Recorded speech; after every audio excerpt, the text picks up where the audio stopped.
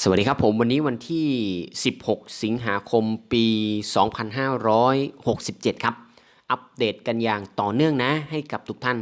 ได้รับทราบกันนะครับวันนี้ไฮไลท์สำคัญก็คือในส่วนของเมื่อวานวันที่ 15 สิงหาคม ปี 2567 ซึ่งมีการประชุมนะครับคณะรัฐมนตรีนะครับผมที่เกิดขึ้นแล้วก็มีการแถลงนะครับรายละเอียดนะหลังจากมีการประชุมนะครับ ทีนี้นะครับในส่วนของบางช่วงบางตอนนะครับผมนะเดี๋ยวท่านได้รับฟังกันนะครับก็คือว่า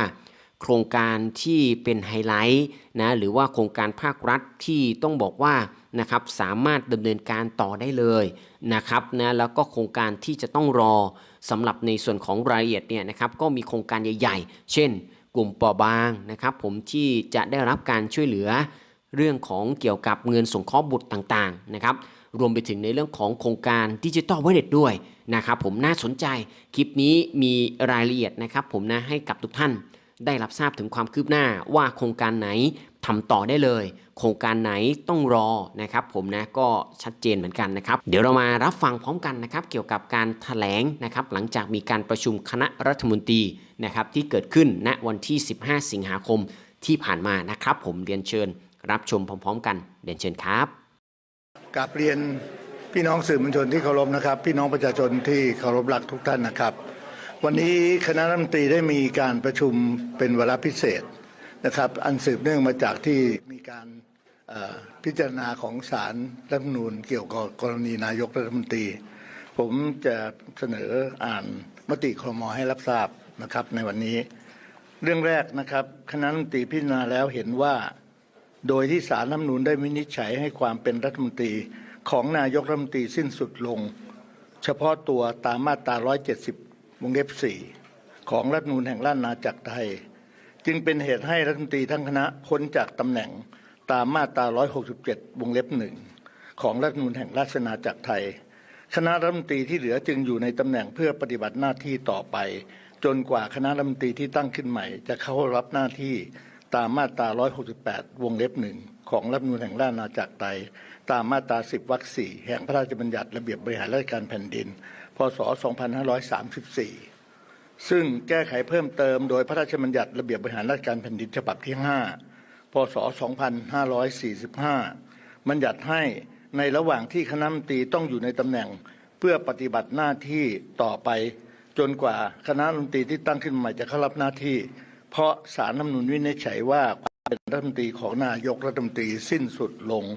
ให้คณะรัฐมนตรีมอบหมายให้รองนายกรัฐมนตรีคนใดคนหนึ่งเป็นผู้ปฏิบัติหน้าที่แทนนายกรัฐมนตรีดังนั้นเพื่อให้การบริหารราชการแผ่นดินดำเนินการต่อไปได้อย่างต่อเนื่องจึงได้มีมติมอบหมายให้รองนายกรัฐมนตรีนายภูมิธรรมเวชยชัยเป็นผู้ปฏิบัติหน้าที่แทนนายกรัฐมนตรีเรื่องที่สองนะครับเห็นชอบตามแนวทางการปฏิบัติหน้าที่ของคณะรัฐมนตรีกรณีศาลรัฐธรรมนูญวินิจฉัยให้ความเป็นรัฐมนตรีของนายกรัฐมนตรีสิ้นสุดลงเฉพาะตัวตามรัฐธรรมนูญแห่งราชอาณาจักรไทยมาตรา 170 วงเล็บ 4 ดังนี้ 1. สถานะของคณะรัฐมนตรีและรัฐมนตรีคณะรัฐมนตรีสิ้นสุดลงแต่ต้องอยู่ในตำแหน่งเพื่อปฏิบัติหน้าที่ต่อไปไม่เรียกว่ารักษาการและได้รับเงินเดือนแต่ยังไม่ต้องยื่นบัญชีทรัพย์สินและหนี้สินตามมาตรา 168 วงเล็บ 1 ของรัฐธรรมนูญแห่งราชอาณาจักรไทยข้อ 1.2 คณะรัฐมนตรียังคงมีหน้าที่บริหารราชการแผ่นดินให้เกิดประโยชน์สูงสุดต่อประเทศเท่าที่จำเป็นทุกประการกรณีมีสถานการณ์คุกคามความมั่นคงของชาติย่อมมีอำนาจหน้าที่ที่จะประกาศมาตรการเพื่อรักษาความมั่นคงของชาติได้เช่นประกาศภาวะฉุกเฉินหรือประกาศกฎอัยการศึกเป็นต้น 1.3 การลงชื่อตำแหน่งของรัฐมนตรียังคงลงชื่อในตำแหน่งเดิมไม่ใช่เป็นการรักษาการหรือรักษาการในตำแหน่ง 1.4 ตำแหน่งข้าราชการการเมืองที่นายกแต่งตั้งต้องพ้นจากตำแหน่งไปด้วยทั้งหมด 1.5 ให้คณะกรรมการที่นายกแต่งตั้งตามมาตรา 11 วงเล็บ 6 แห่งพระราชบัญญัติระเบียบบริหารราชการแผ่นดินและรองเลขานายกฝ่ายการเมืองประจำรองนายกยังคงปฏิบัติหน้าที่ต่อไปได้ 2. หลักการเกี่ยวกับการปฏิบัติหน้าที่ของคณะรัฐมนตรี 2.1 เรื่องที่เป็นนโยบายใหม่ซึ่งมีผลผูกพันคณะรัฐมนตรีชุดใหม่ไม่ควรพิจารณา 2.2 เรื่องที่จำเป็นเร่งด่วนหรือเรื่องที่ต่อเนื่องให้พิจารณาดำเนินการเป็นเรื่องๆไป นอกจากนั้นยังมีแนวทางการปฏิบัติที่เกี่ยวข้องกับการปฏิบัติหน้าที่ของคณะรัฐมนตรีในรายละเอียดเดี๋ยวอาจารย์วิษณุจะให้รายละเอียดกับที่ประชุมกับผู้แทนสื่อมวลชนทุกท่านนะครับ อีกประการหนึ่งซึ่งหลังจากประชุมครม.เสร็จแล้วหัวหน้าพรรคร่วมรัฐบาลทั้ง6พรรคร่วมกันได้มีข้อสรุปอย่างนี้นะครับ วันนี้4 โมงเย็นที่อาคารชินวัตร3นะครับพรรคเพื่อไทยโดยกรรมการบริหารพรรคจะจัดประชุม เพื่อเสนอชื่อนายกรัฐมนตรีผู้จะดำรงตำแหน่งนายกรัฐมนตรีนะครับแล้วหัวหน้าพรรคเลขาธิการพรรคทุกพรรคจะไปร่วมกันแถลงนะครับเพื่อจะยืนยันเสนอชื่อนายกรัฐมนตรีที่จะเข้าที่ประชุมสภาผู้แทนราษฎรพรุ่งนี้เวลา 10 นาฬิกานะครับในส่วนของผมที่ได้แถลงมติครม.กับเรื่องที่6พรรคร่วมได้คุยกันก็จบเท่านี้ครับเดี๋ยวจะกราบเรียนเชิญอาจารย์วิษณุได้ให้ความเห็นเกี่ยวกับเรื่องแนวทางปฏิบัติที่เป็นรูปธรรมมากผมกราบเรียนเชิญอาจารย์วิษณุครับเรื่องที่1คณะรัฐมนตรีมีมติมอบท่านรองนายกภูมิธรรมให้ปฏิบัติหน้าที่นายกรัฐมนตรีอันนี้มันไม่ใช่เป็นกรณีที่นายกเศรษฐาเคยมอบไว้แล้วไว้รักษาการทำไมจะต้องมามีมติอีกอันนั้นเป็นกรณีที่นายกเศรษฐาไปต่างประเทศก็ให้รองภูมิธรรมรักษาการแต่ว่าอันนี้เป็นกรณีที่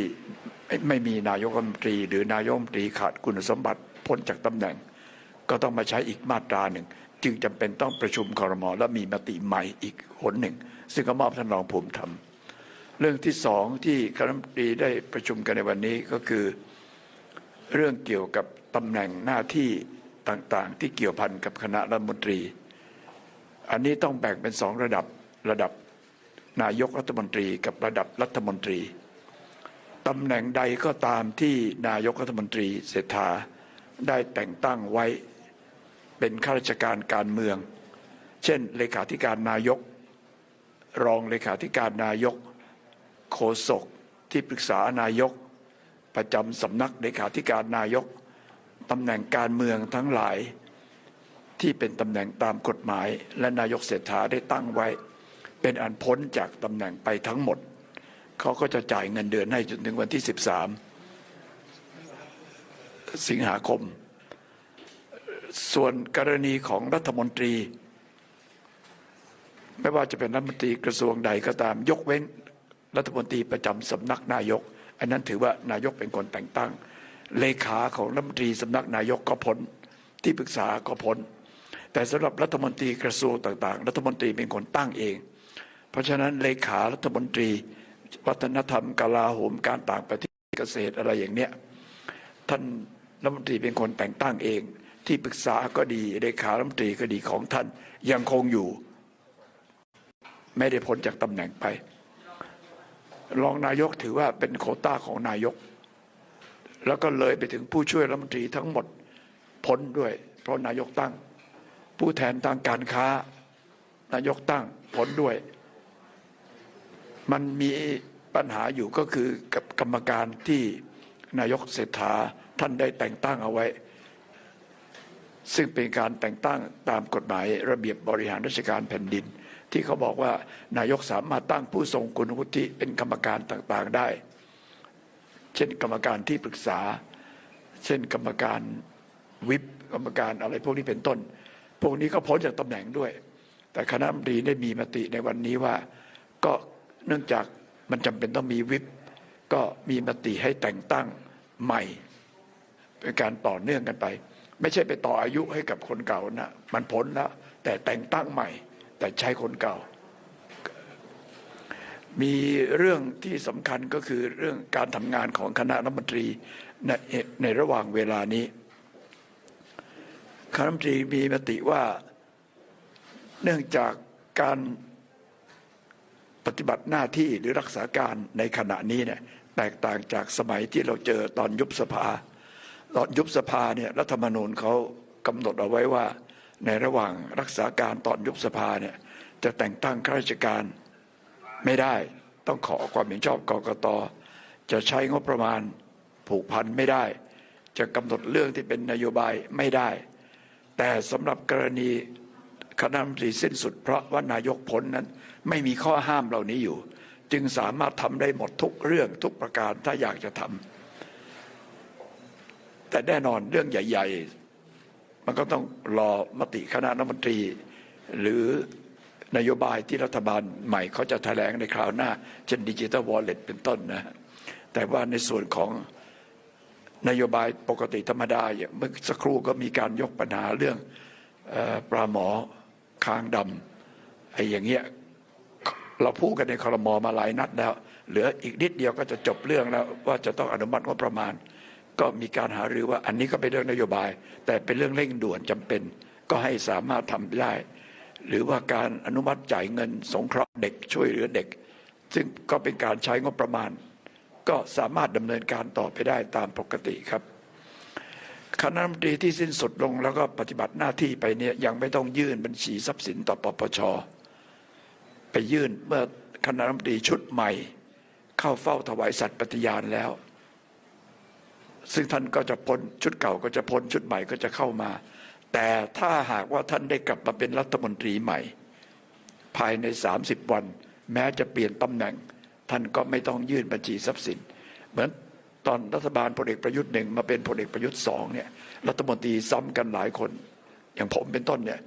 ก็ไม่ต้องยื่นบัญชีทรัพย์สินตอนประยุทธ์2แต่ว่าได้ทำบัญชีแล้วก็ยื่นเองด้วยความสมัครใจอยู่ดีครม.ชุดนี้ก็อาจจะทำอย่างเดียวกันนั้นได้ยื่นโดยสมัครใจแต่เขาไม่เปิดเผยนะฮะ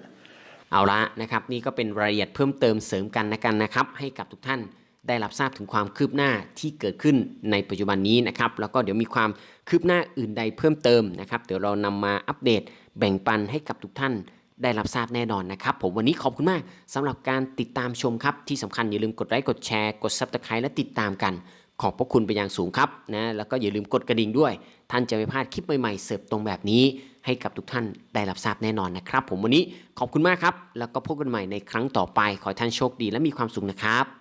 สวัสดีครั